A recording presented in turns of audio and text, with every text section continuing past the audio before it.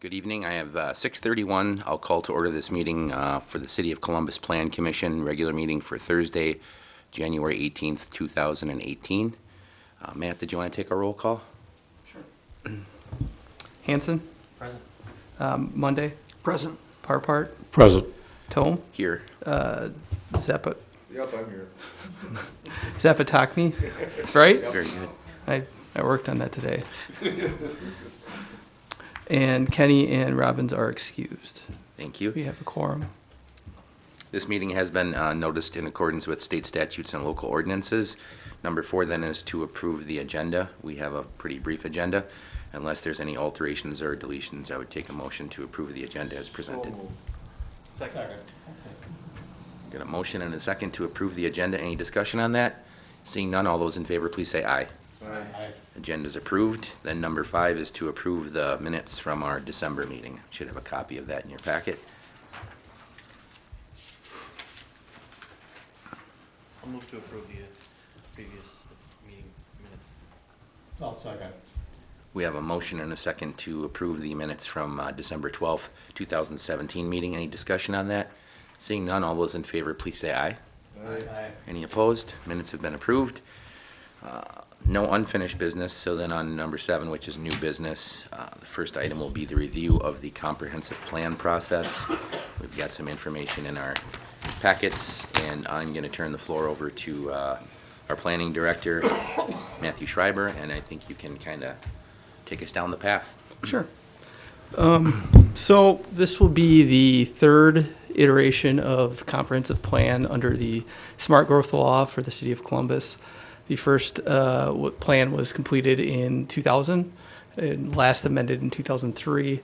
Then another plan was developed in 2010, and this year in 2018 and stretching into 2019, we'll be developing the third version of that.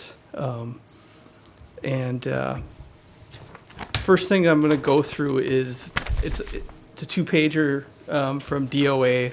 I've used this in the past, and I just think this is a good thing to keep in mind, just as far as what the comprehensive planning law is. Now, this document was created in 2010. There has been some things that have changed, but it's still a good base. I did strike that there's no more grant program, so I didn't want anybody to be confused that there's actually grant money out there. There is no grant money. I think 2010 was the last year they actually had the grant program. But this kind of goes through the comprehensive planning law features. There's 9 elements that must be within the comp plan, and it's issues and opportunities, housing, transportation, utilities, community facilities, agricultural, natural, and cultural resources, economic development, intergovernmental cooperation, land use, and then implementation. As I'm going through this presentation, we'll get into a little more depth on what needs to go into each of these elements. On the second, one of the other things is public involvement. We're going to be developing a public participation plan for this plan. I anticipate that will be done at the February meeting. I already have a draft, kind of rough draft, and I need to update with some potential activities. It was basically the previous version, but I'm going to be removing some and then adding some other activities. I know that previously the work was contracted out. Thankfully, I guess with me on staff, I can take more time and do some more public outreach within my position. So I'm hoping to do a little bit more public outreach, specifically to like community agencies, things like the Rotary Club, Lions Club, is there Kiwanis in town? Yes. The organizations like that, reach out to them. And obviously we would have some sort of kickoff public information meeting where people, we'd invite some people in, and those types of activities will be detailed in the public participation plan. One of the things that I like is the second sheet that goes through and basically kind of outlines the benefits to doing a comprehensive plan. I'm not going to read through all of these, but I think everybody here probably understands the value for comprehensive planning. personally, as a planner, obviously, I think, having a strong comprehensive plan that ties, to your zoning, it really, if you implement it correctly, it can be a strong tool to guide development in the way the city wants. And that's what I'm hoping to achieve by this iteration of the plan. So, any questions on this document, or any questions on the benefits, or want me to go into detail on any of this, or should I go right into the outline? I have no questions. All right. So on the outline, I probably was redundant, but I once again listed the 9 elements, and then underneath it is essentially a summary of what is in the state statute. It's not word for word. It's, I basically took the state statute and pared it down so, it was a little bit easier to read, and then also so it'd fit in one page. So but I mean, this goes through obviously each element, and I guess with the outline, I'll get into this a little bit more, so I don't need to go through and read this. So the previous plan that a couple people have, before I get started, who has a copy of the plan on the Plan Commission? Does everybody have a copy? Okay.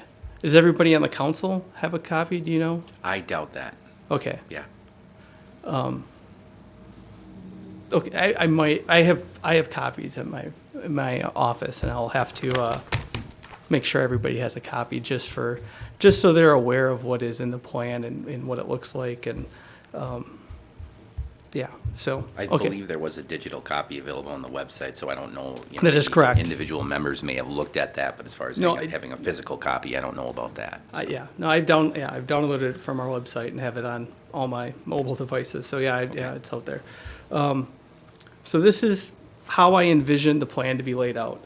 The first thing is separate from I should have made this more apparent in the outline, but the executive summary that I'm going to develop will be separate from the plan. So we're going to have a binder, much like a bound book, or however we're going to print it. We're going to have one of those that has the entire plan, but as more of a leave behind with, council members, the public, something that's easier to read and understand and digest. I'm going to develop an executive summary along with the comprehensive plan. And I envision the executive summary being essentially the high points of the plan, if you will. So we're going to go through, whatever vision statement is developed through the planning process, that will be in the executive summary. Summary of the goals, objectives, policies from each chapter will be in the executive summary. Any sort of implementation strategies that we may develop for each element would be in the executive summary, and then the future land use map, which obviously that's one of the more powerful tools in the comprehensive plan, because it's intended to guide future development within the city. The layout I have is a little different from the previous plan. The previous plan kind of had 5 chapters, and the second chapter was like the goals and policies, but then they had under the chapter they had goals, objectives, and policies for each element. And then underneath the chapter 5, which was kind of like the inventory and demographic chapter, they had a little section on each element. After thinking about it, I've decided that it makes more sense to have it broken down by each element. So we want to have a housing chapter, we want to have an economic development chapter, and the rationale behind that is if at any time we wanted to update those chapters, or if we decided that we wanted to, economic development is one of my specialties, half my job title. If we wanted to do an above and beyond economic development, we can always essentially redo that chapter and then amend the comp plan to include that work. So I think it's easier if we compartmentalize things, but then bring it all together with the executive summary. So that's kind of how I got the layout for this plan. So it is going to be a little bit different as far as how the layout is from the previous plan. So the first chapter, you're going to have your introduction. You're basically going to go through the vision statement, kind of give like a little background. There will be a section in there that will basically be demographics for things like population growth, DOA population projections, things of that nature. Also, a little bit about the planning law, comp plan, like why are we doing the comp plan, or what is required from the state statute. There will be a summary of the previous plans that were completed, and then a little bit about the public participation plan, and it would guide people to, most times the public participation plan in whole lives in the appendix. So there would be a little bit about that. And the other thing we'd put is definition of terms. So what is a goal? What do we mean when we're saying this is a goal? What do we mean when this is a policy, an objective? What do we mean if this is an implementation strategy? So just some things just to kind of give the reader an idea of, when we're talking about these terms, like what are we talking about? What, in the plan, like what does a goal mean? So maybe apparent to most, but I mean, I think the clearer you can be on these things, you take away different people's interpretations if you write it down. So that's the introduction chapter. Then we go into agricultural, natural, and cultural resources. Obviously, each chapter is going to it's going to be pretty similar. You're going to have an introduction. You're going to have a list of key issues for each element. So, in the issues, and I should probably back up to as we're in the public participation phase, before we actually write anything, we want to have a list of issues that are developed by the public and at these public information meetings. I don't want to be back in my office identifying issues for the city of Columbus, because then it's not, really led by the city of Columbus. It's just Matt Schreiber in a room coming up with stuff. So the issues in each of these chapters are going to be developed at the public information meetings. So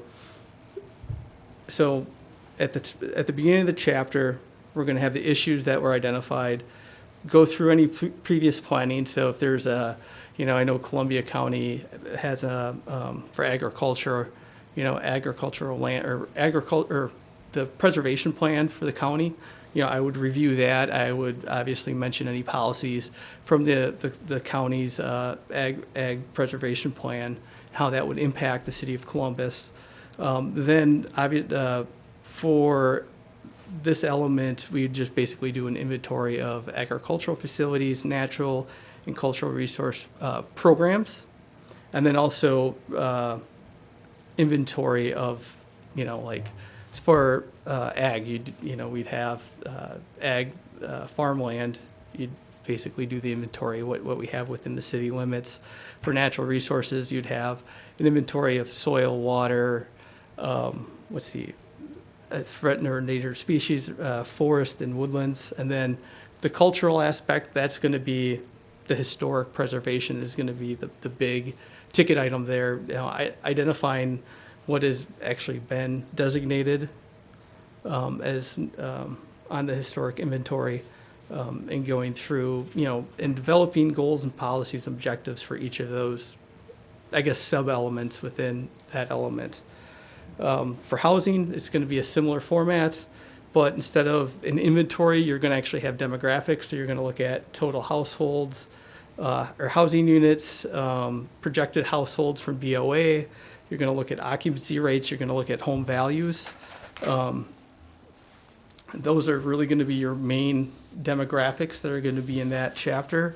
Obviously, home sales, and then one of the things I'm going to add that I didn't really, well, actually, I should take that back. It was in the plan, is number of new building permits per year, but also I'm gonna look at that not only on what was issued, also look at the acres that were developed and try to kind of figure out over time how much land was actually consumed by development, in the city of Columbus. Obviously, those types of absorption rates will be key in when we're in the future land use, saying, well, we've kind of developed at this rate. Do we expect it to stay the similar or increase over time? So it would kind of be able to help you a little bit more when you're doing the future land use exercise.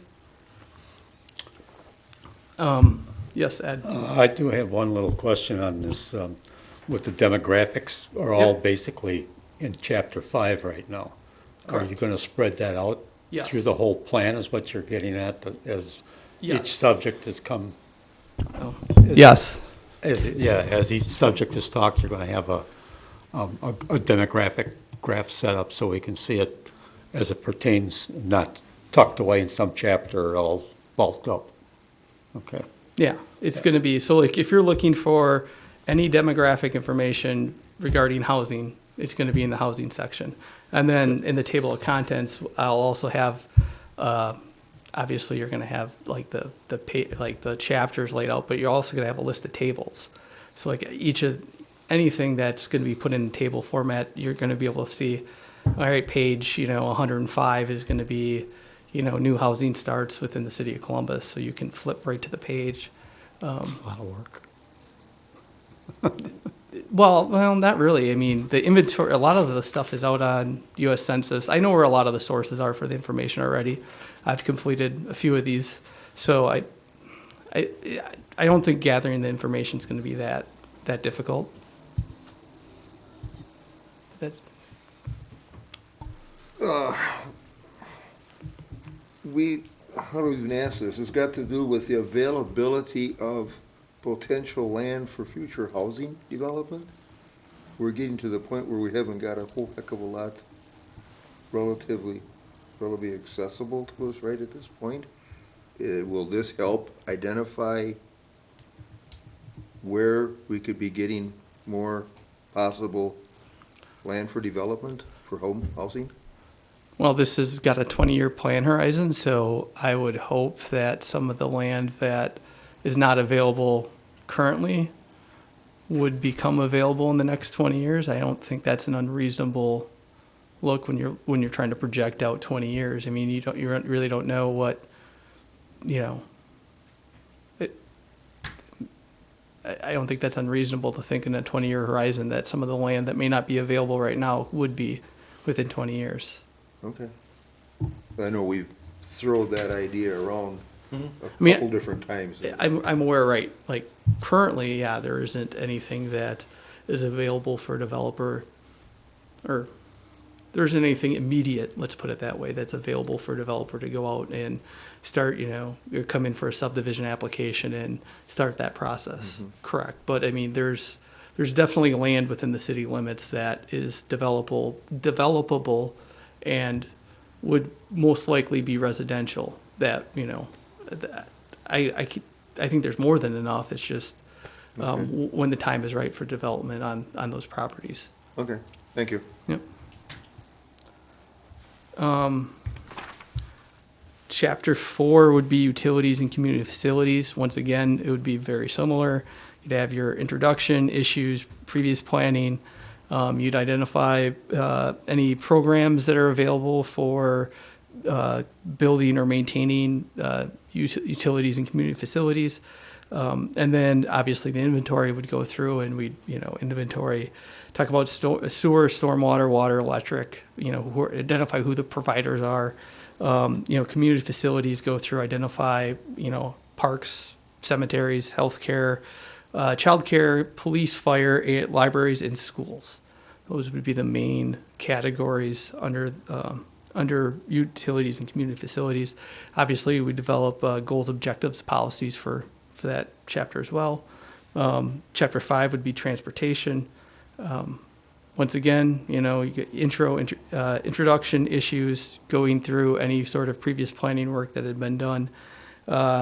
And then you go through and you inventory what facilities are out there. Obviously, you talk about roads, bike ped facilities, transit. You got Amtrak, and then Lamers, I think, makes a stop once a day here in town. But getting some more information on that connection here to town. Then some demographics would be put in there as well, talking about commuting to work stats, traffic counts, and then also I'd try to get some Amtrak ridership, and then also if Lamers had some sort of ridership numbers that I could obtain, things like that would go in there. And then once again, there would be goals, objectives, and policies for that chapter, economic development, basically, as I said, introduction issues, previous planning, similar to what we've had in the other chapters, but as far as inventory, we would probably, or I shouldn't say probably, we would go through and list programs that are available both through the city. So talk about the revolving loan fund program, talk about the TIFs, and then talk about state and county level programs. Also, there would be demographic information talking about employment data, income and wage data would probably be in this section as well. And then there would be goals, objectives, and policies.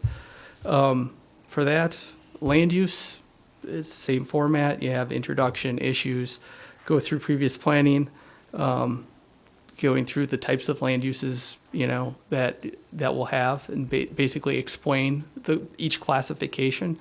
So what do we mean? If there's a few different types of residential, explain what we mean by each classification. That will be on the future land use map. Developing the future land use map will be an exercise that the Plan Commission will undertake at some point in 2018. And then goals, objectives, and policies.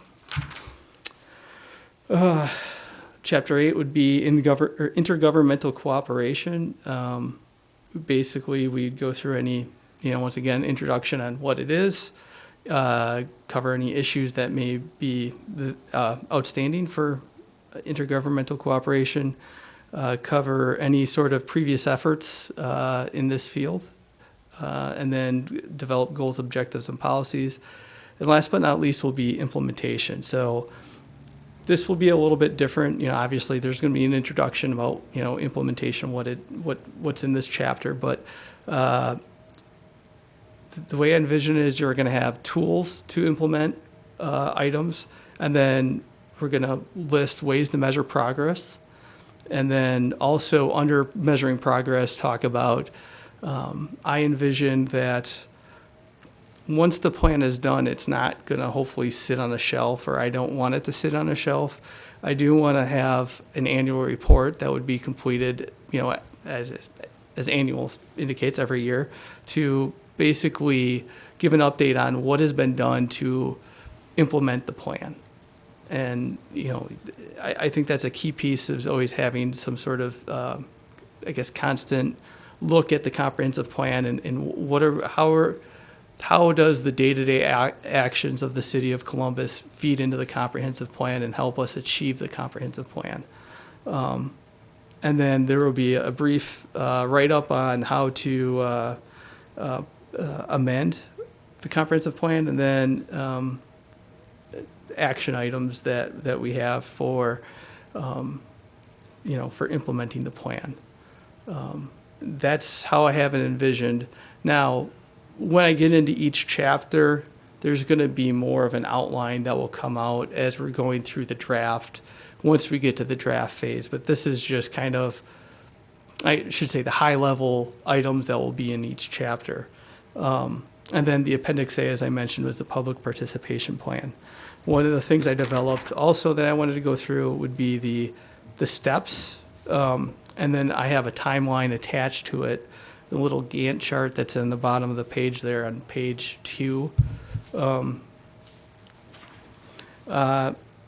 first step would be complete inventory and collect demographic information. I put from January through April. I've already started collecting, going out to various websites, whether it be the census, and started, creating spreadsheets and tables that have a lot of the data that we're going to need for the plan. So I put through April. That was just a guess. It all depends on how some of my other duties impact it, but I don't think that would be unreasonable. Maybe May, but all this has a little bit of fudge factor. But I mean, it should be within anywhere from, I project right now 15 months through March of next year. So anywhere from 15 to 18 months is what I envision. Develop a public participation plan. As I said earlier, I anticipate coming to this group in February, and that should be the February agenda for Plan Commission items, or for comprehensive plan items, will be to discuss the public participation plan. So I've already started to look at the draft and incorporate my thoughts on what needs to be, and I'm going to be working closely with Patrick on that as well and get his feedback on on that. And then I call it pre-draft visioning and identifying community issues. I put through April, and now that I'm looking at it and thinking, since it's, we're at almost the end of January, and I won't have a public participation plan approved until February 15th, that most likely I would revise this and have the pre-draft visioning and identifying community issues basically go until May, maybe into June.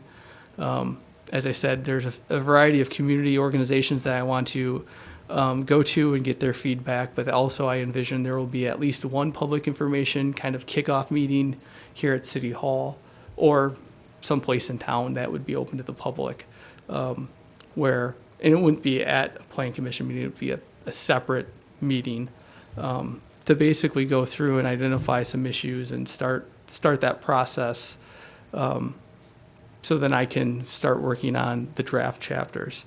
So then once we kind of have the visioning and identifying of issues completed, then I'll start developing draft chapters. As I envision, as I have a draft chapter done, it will come to this group for review.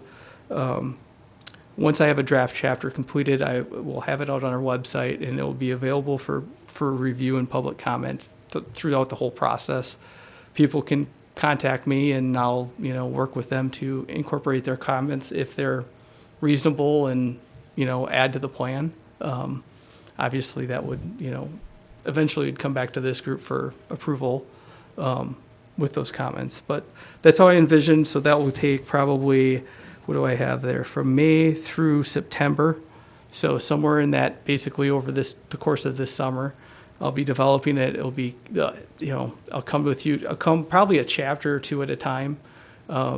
If it's a bigger chapter or a chapter that'll probably have some discussion, like the land use chapter, I'd probably bring that chapter by itself.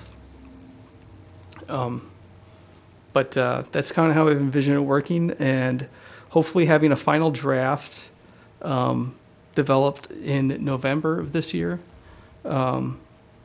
And then we'll put the final draft out for review. It will be probably 30 days for a final review. Then you'll have your public hearing required by law. We have to have at least one public hearing. Plan commission approval, and then common council approval. So those are the steps. That's how I have it laid out. Is there any comments on the steps? I guess the most thing the thing I'm most concerned about is getting ample amount of public feedback. And I am open to any suggestions on public feedback, on groups I should be talking to or ways I should go about doing it. I mean, I have my thoughts and my experience, but I'm open to this group's recommendation, so. Bob? I'm probably going to shoot myself in the foot, but with your public input process that you described and is going through, you mentioned some of the Rotary, Yeah. Kiwanis, blah, blah, blah, blah, blah. Do you ever take comments or get information from previous employers or employers in the cities, like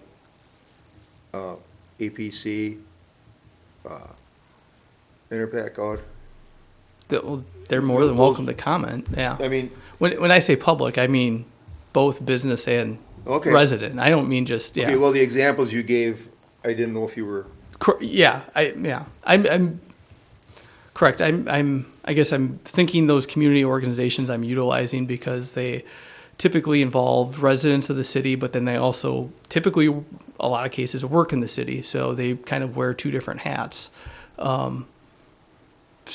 But I mean, I guess if I'll think of something that we can use to address the businesses. I mean, obviously, I'd go to the chamber. Would be one of the groups I would be going to as well. I actually go to their meetings right now and sit in on their meetings, and that would be one group that I would expect to present this to. So if there's any other business organizations out there that represent the business interests of Columbus, I would be happy to meet with them. Okay. But the chambers, yeah. To piggyback on what Bob said, I guess the public participation plan seems to be kind of a key point to doing all this, is that you want to make sure that you're recognizing any issues that are out there. And I think trying to identify the groups and the people and to get people engaged. I'm trying to get a better understanding of how long they're involved for. I mean, I kind of feel like, you have to have them included through the public hearing and everything else, but also how do you keep participation productive? I guess you can have a listening session and people can come in and tell you all sorts of stuff, but is it relevant to what we're trying to get here? And since you've been through this before, I would just kind of like to understand that public participation plan a little bit better.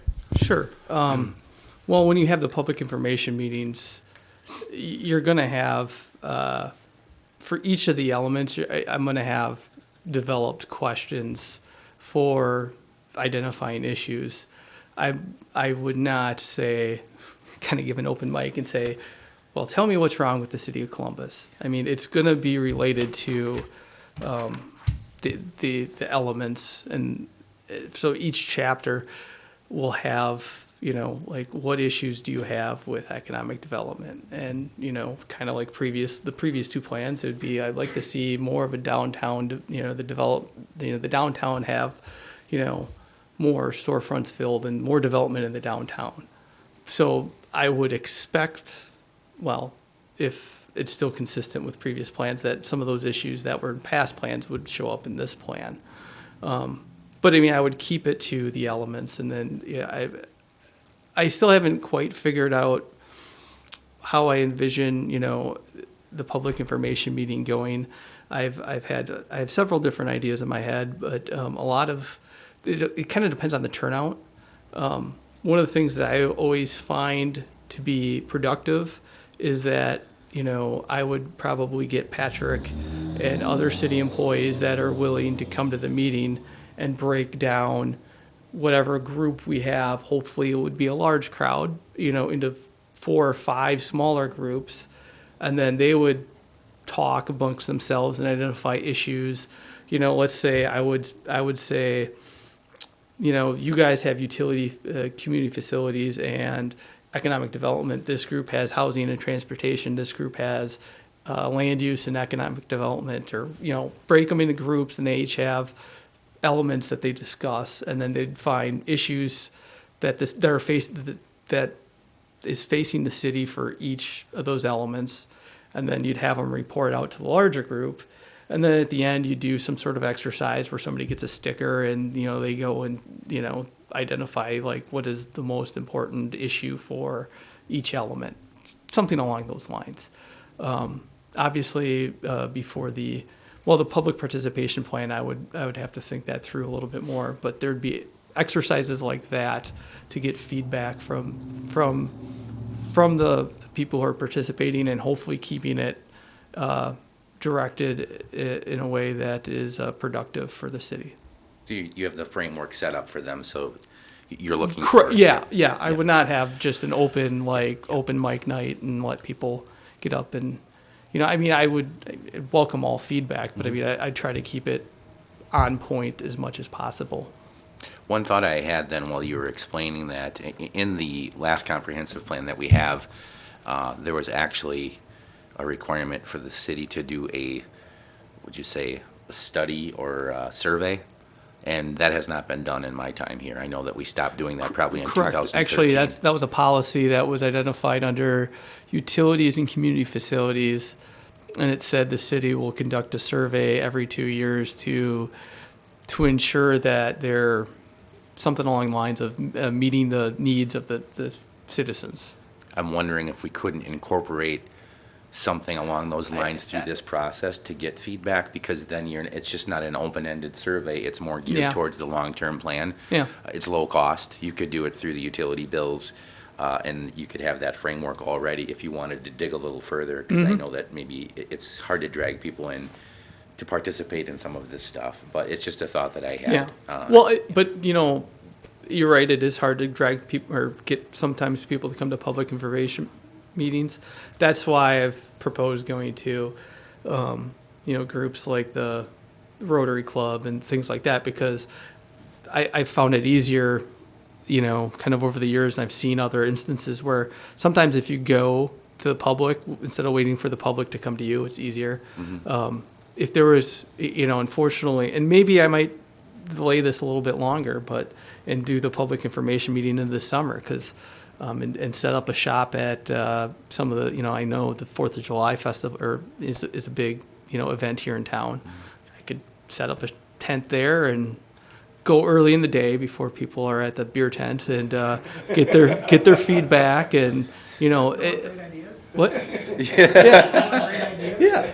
Well, but but you know, I've seen a lot of cases where just, you know, going to the public is easier than waiting for the public to come to you, and I think that's probably my best course of action as I'm carrying out the plan.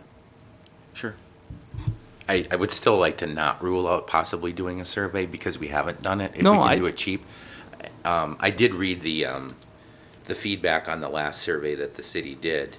Oh, And yeah, I have a copy of it too. yeah, I've looked but at it I since I think started. sometimes people are expecting you to ask questions that make them feel good, but it's not necessarily things the city can do.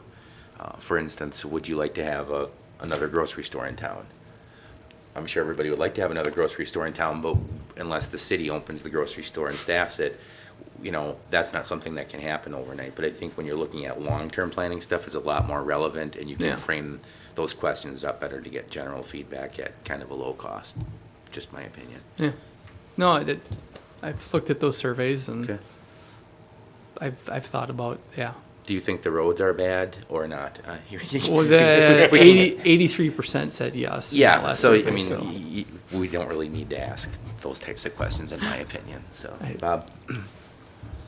With your prior knowledge of going through this comprehensive plan updates previously, when you had, for the example you gave, having the public come in and breaking them into groups, what do you typically, have you seen for the size of group that you're working with? I mean, when I was on council, we had to run with the budget, review hearings before they were adopted.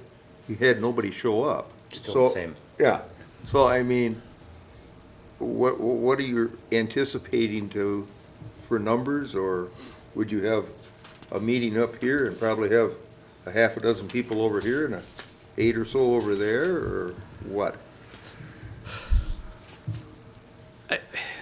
I'm not trying to put you on the spot, No. but I understand. I've worried about that thought as well, that, you know, you have a public information meeting, it'll be 3 people.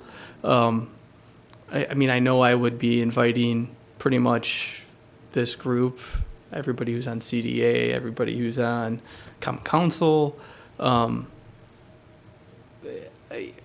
This is where I think our new hire of JT is going to help out. He's our community outreach coordinator, I believe is his title.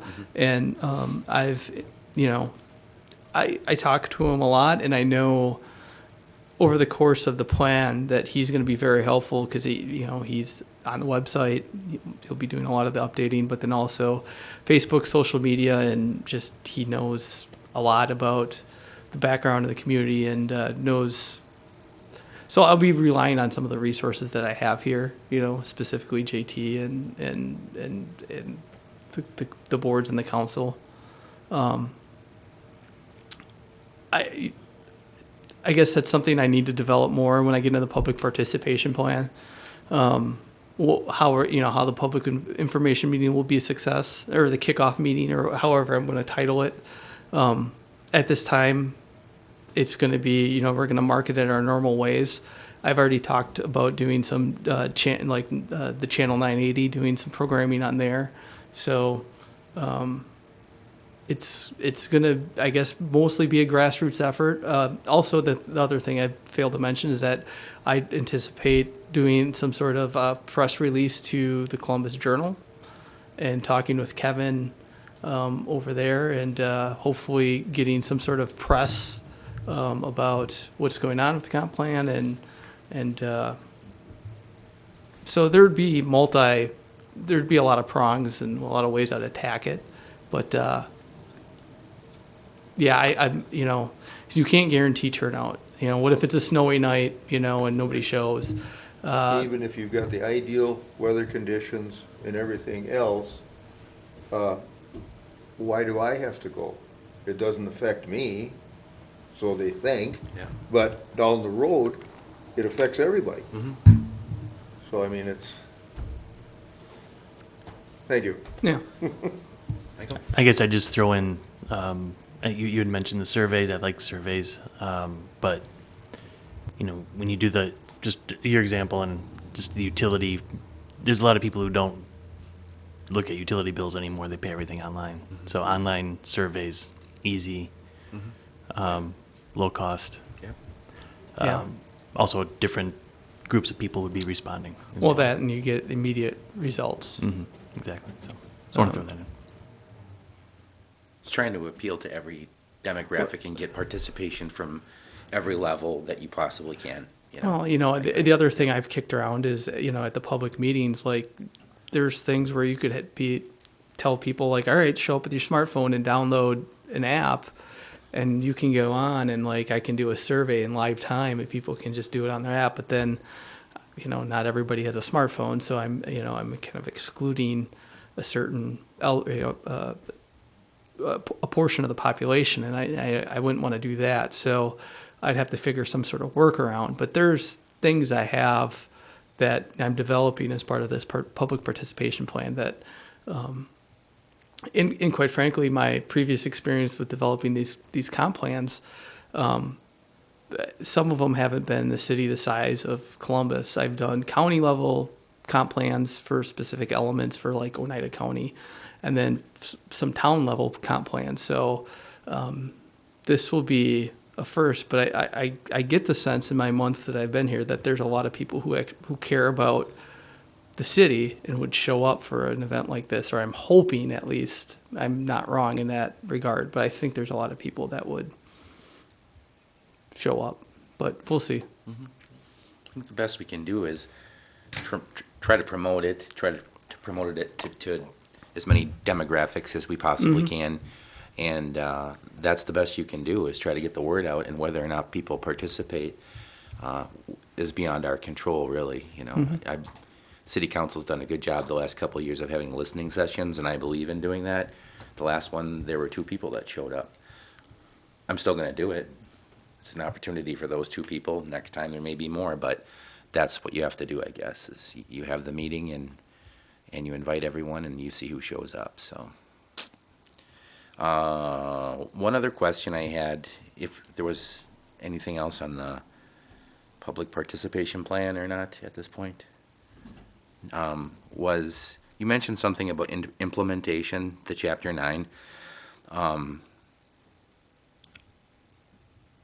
I'm just wondering, once you get done with this plan and it's implemented, is how do you kind of keep a look on that plan and kind of cross-check it as you move forward? Because I feel like since I've been here, that plan's in my basement now. I read it when I first got elected. I think there's some great ideas in there, but there's probably been quite a few things that have come across the desk that may affect zoning or impact that plan, that I didn't have that short list there to say, oh, well, guess what? We changed the plan, and I didn't even know that, because this seemed to make sense to me, but it doesn't jive with the plan that you adopted. So is there a way that you can kind of keep that in mind as you move forward over the next 5 or 10 years when something comes to the city, that it is in line with the plan and that you're not starting to bend off one way or the other? Oh, well, as the director of planning, that's one. When I was interviewing with Patrick, that was one of the great things that I liked, is that doing the comp plan and then doing the director of planning work, you kind of get to see everything come full circle. And I would envision, my staff reports to this group would include, this is what it says in the comp plan, and and check for the consistency between what's zoned, currently, and then what the project's asking for and what's in our comp plan. So that would always be something that, as you're doing the day-to-day planning work, would always be reviewed.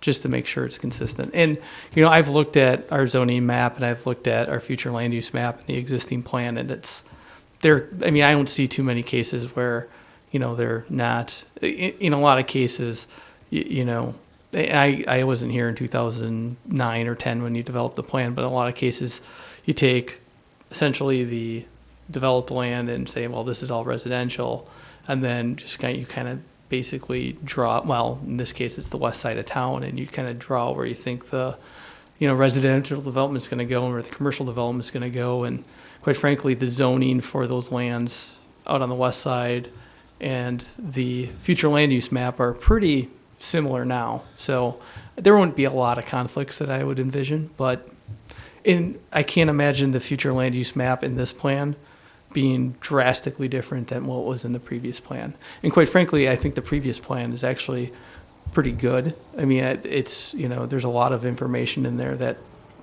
hasn't changed all that much when you're talking about inventories and things that, you know, I'll need to update. I mean, I'm sure I'll rewrite it, but I mean, a lot of it will just be looking at the previous plan saying, all right, and then looking what's new since that plan was developed. So,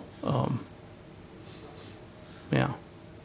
It's, I think, just, if you're setting precedents or breaking away, I know a plan is a plan, and it's not concrete, it's not illegal to do something outside of what the plan is, you know, for a rezone or something like that. So I know that there's always flexibility. It's just understanding and having something there that if you're setting a precedent that's outside of your plan, that you're at least acknowledging that at the time. Well, there is a consistency requirement in the state statute, so Okay. that's something that, you know, I'll have to be aware of when I'm reviewing everything as well, so. Okay. I'm sorry. But I liked your idea of having an annual report, right? I view this kind of document as it's intended to be living and breathing. It's not intended to be something that's so easily changed that it's no longer a long-range plan. It's whatever anybody's got an idea for the moment. But, you know, I think the whole reason we're talking about this right now is there was that idea for a rezone about 5 months ago out north of town. And that sort of triggered a lot of, wait a minute, that rezone doesn't match the comp plan. There was a little bit of consternation of how do we go about changing it. But I think, in fact, I brought my comp plan that night. Yeah. And there's a process in there. So it's sort of, it's one of those constitutional style things, right? You can't just go change it on a whim, but you have a pretty well laid out process for getting something changed, because communities need to change stuff once in a while. I mean, a comp plan is trying its best to do long-range planning.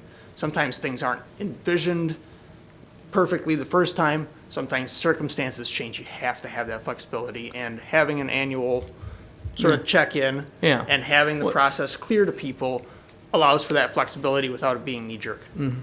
Well, just look at like the Village of Mount Pleasant in Foxconn. They didn't have that. I'm sure they didn't have that in their comp plan. I mean, that came up in the course of a year, and it completely changes everything. So, yeah, you're trying to predict 20 years into the future, and it's doing your best job at, you know, how quickly things will be developed, and it's not exact science. So, I'm not sure if Bob or Michael was first. Let him go. Well, I guess I didn't necessarily see it in here unless I missed it, but I was just curious if in this process there was or any sort of comparison, you know, benchmarking Columbus versus other communities our size, anything. I haven't thought of in doing that.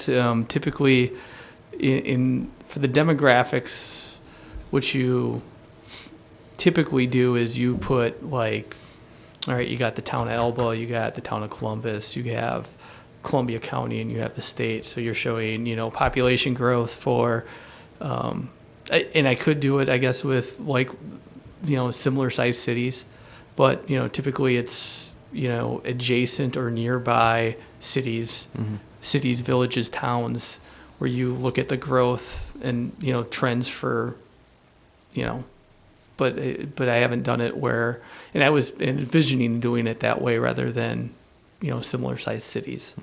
I guess I'm just thinking of, in terms of effectiveness of a plan in, say, economic development, what are our strengths, what are our weaknesses, what opportunities are there, comparing us to others. Is there some, I would think there'd be some value in that, but I don't know if it's outside the scope of maybe this. We would, yeah. plan. I guess I envision this being more of an inward-looking plan rather than comparing as far as like what other cities offer. Typically, as I said, the only places where I've looked at other communities is when you're comparing like nearby for like, growth trends, when you're talking about population and you're talking about households and things of that nature. But I would be open to that. I mean, and, doing some sort of, SWOT analysis, for economic development probably wouldn't be the worst thing in the world to have in the plan either. Talking about, strengths, weaknesses, opportunities, threats, and I know actually back in 2015, I don't know if any of you participated, but there was a session for strategic planning that was completed by the city that I've reviewed that's been kind of interesting, and has some issues that I think will show up in the plan. But yeah, I'll think about that some more and think of ways we can incorporate that. And I mean, were you just thinking? So you're thinking of city of like 5,000-ish, give or take. I would think in two terms. I think geographically, and then I also think population-wise.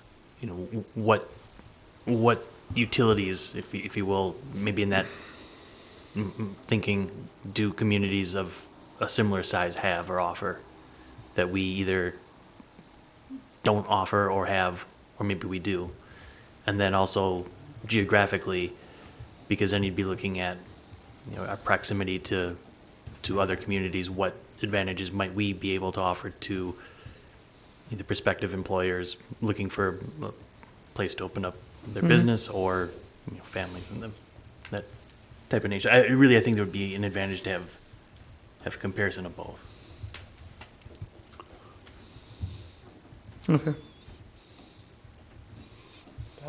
I just want to back up Rio Raya's comment about your annual review.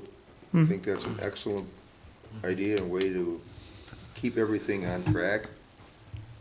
So, and then, but all the development that we've had going to the west on Highway 16, we're, depending what happens on a certain part of that property out that way, that's gonna pretty much take care of everything out there. Then you're gonna, probably have to start looking to the south. I mean, you've got that large chunk of property out that way that can be something done with. It's been looked at previously, as it was included in part of the planning here. So, I mean, because I know I've heard comments about where certain things should be built out there, like restaurants, so on and so forth, to get the people when they come in, or for the businesses that are out there to be a quick space for them to go. Okay, just getting back to this thing with the comparing of other neighboring communities, roughly our size, but you still have to stay within a uniqueness, because every little burg, village, township all has its unique qualities. And here we have a river running right through the middle of it with a lot of wet marshland, and we're forced to go only a little ways in different directions. I'm not saying we're on an island, but basically that's almost what it is. So we have to look at the physical nature of the area that we're actually talking about. And I told this to you before, I'm a stickler for floodplains, being in the middle of one right now. And I think we have to really look at some of these situations. You can't put an industry or something like that that's going to be having a parking lot with 3 feet of water in it. You've got to really know what you're looking for if you want to be an industrial town or become a Sun Prairie and be a residential town, or a Verona and be a residential town. Because I can remember when both those were just 3 little thousand. Okay? It's just, something the past has kind of shown me a little bit in some of those respects. Your last comment, Ed, is what I thought, Mike, you were going to talk about. And that was more or less what I would call a stochastic modeling of where are we going, right? Not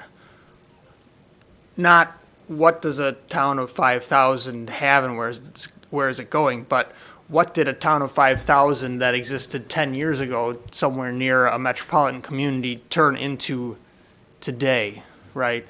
So, and you can't totally predict the future based off of somebody else because of those unique cultural qualities, those unique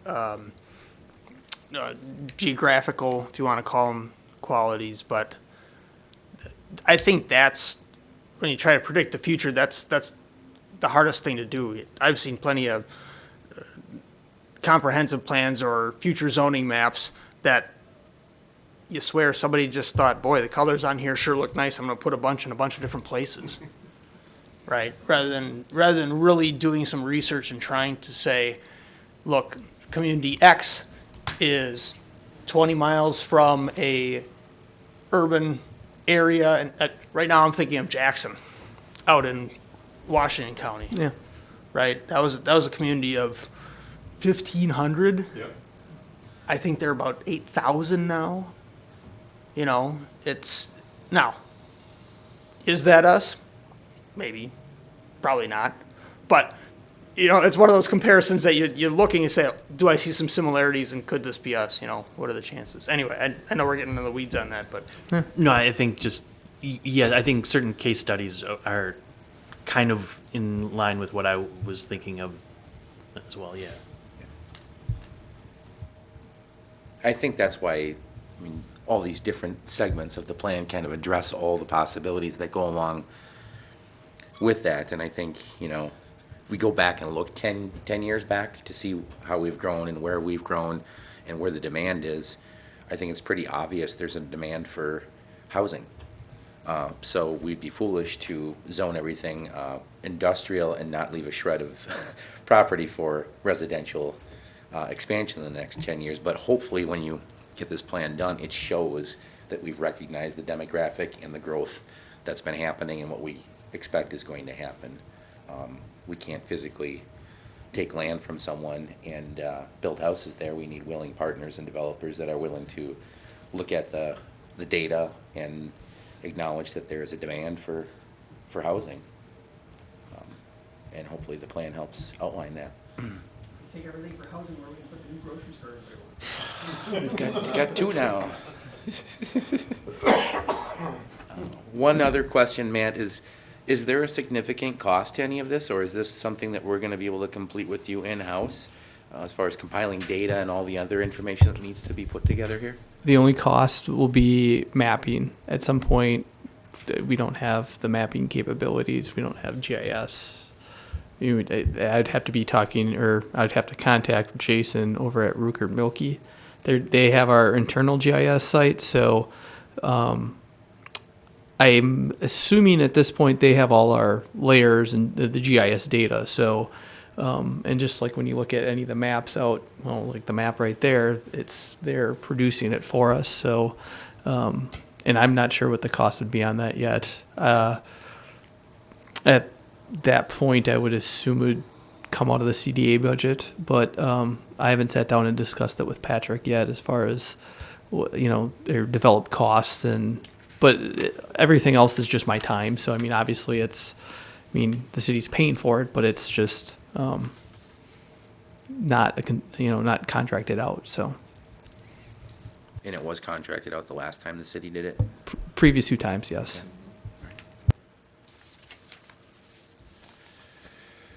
Any further questions? So I guess at the next meeting, we'll be looking at some some data that you've collected to kind of keep us, The public participation plan will be the main discussion point, and hopefully there'll be other agenda topics, and we'll get some other regular business coming in. But I haven't received any sort of permit that would need to come to this group. So, okay? and if not, we just discuss the public participation plan, and that's going to be like a 4 or 5 page document at most. And it's just going to outline the activities that they'll be undertaken, and how long of a minimum day comment period we'll have for the final draft and things of that nature. So, One last question, on the public hearings or the public review that you have in your timeline on the bottom, public review and comments of chapters, that's going to be more of an informal type of where you're going to get a bunch of people in the room, or is it going to be a formal meeting like this where you have to approve something, or I just want to get a better sense of that. And then you also have the final public hearing before adoption. Is that going to be So- hosted by the Plan Commission or the City Council, or how formal is that part as well? I would assume the public hearing would be held by this group. Okay, It's got to be a class 1 notice in 30 days, and it would follow what the statute has. okay.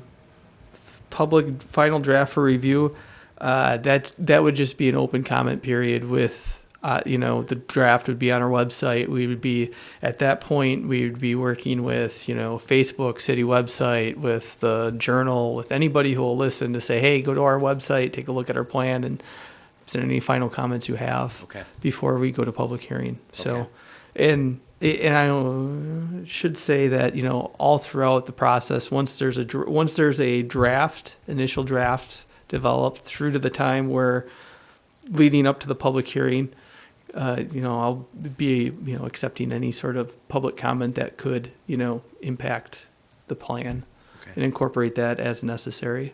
So, hopefully, I should say hopefully, with the time frame we have here, there's ample opportunity for citizens to come in and, address their issues for each element, and then also address any sort of content that's developed in the plan, and we can respond to their comments. So, as you can see, that's something that I think is really important, because if you don't have this, you really don't have a plan. Like, it's really got to come from the people. So, and that's what I'm aiming to get. So, Okay.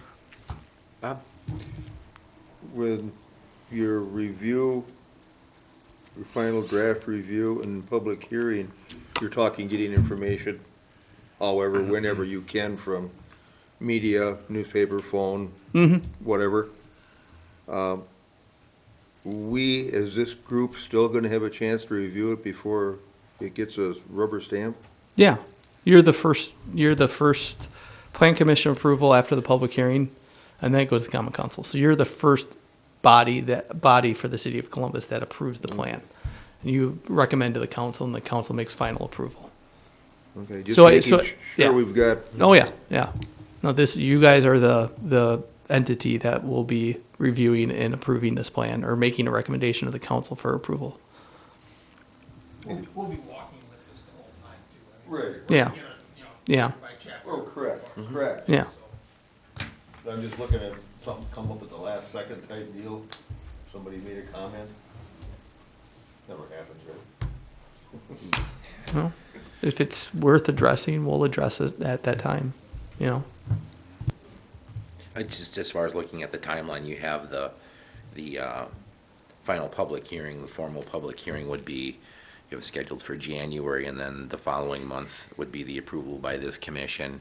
And, the few public hearings that I've participated in, even like with the annual budget, we'll have the public hearing 15 minutes earlier than the meeting. I think maybe we'd have a better sense as we get to that point, whether we're gonna have a room full of people or no one, because you could Yeah. shave a month off the timeline right there by The- having the public Yeah, hearing and adoption if you yeah. needed Well, to. and this is just my guesstimate for the time, and that's one of the things. The law requires a public hearing, and from my experience, it's you're doing more of your public involvement to begin with, and if anybody comes to the public hearing, it's somebody who's just disgruntled and wants to say something because it's a public hearing, so. Yeah. Uriah? Oh, no. Just checking the light. All right. Any other questions on this? All right. Any updates on local developments, Matt? No, nothing comes to mind that is immediate. I just left that on there as a placeholder. Development team meeting tomorrow. Still getting acclimated here to everything in the city. So far so good. I think it's been a good month and, no complaints from me. So Glad to have you on board. glad to be here. All right. Unless there's anything else, I'll take a motion to adjourn. Second. A motion and a second to adjourn. All those in favor, please say aye. Aye. Any opposed? We stand adjourned. Our next regular meeting then would be Thursday, February 15th.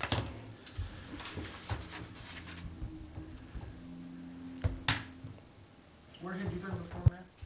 Wistow? Oh, okay. I worked there for 3 years, but then before that, I was with the city of Wauwatosa for a while, and then